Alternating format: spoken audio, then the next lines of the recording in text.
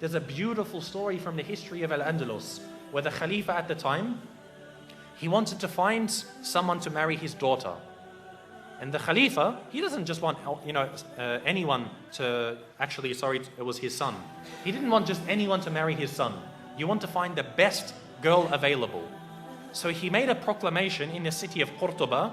He said, if there is a family who has a girl that's of the age that's ready for marriage, meaning maybe, 16, 20 years old, put a candle in your window tonight.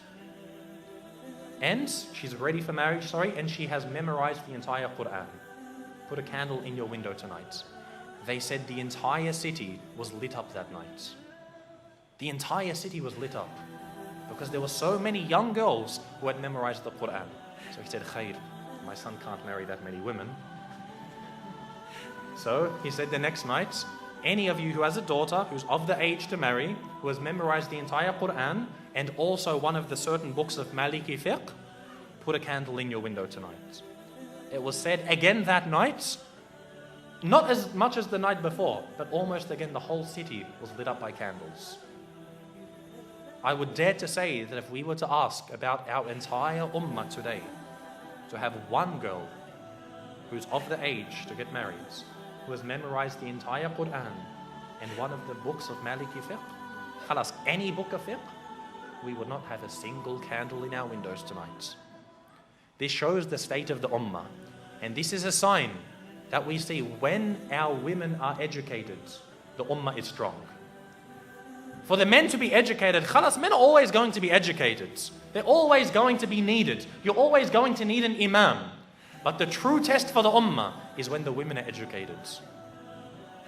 You see today, most of our women, some parts of the world, the women can't even go into the masjids. They won't even have a space for them in the masjids, let alone educating them.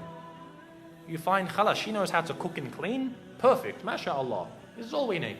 No, they must be educated. This is why Andalus, it was seen as a high time for the ummah to know about Islam. No, I'm not saying for her to go to university and study liberal arts and accounting. I'm talking about Islam. To come to the Islamic centers and to know her religion. We must have this because she is the one who is going to raise a nation.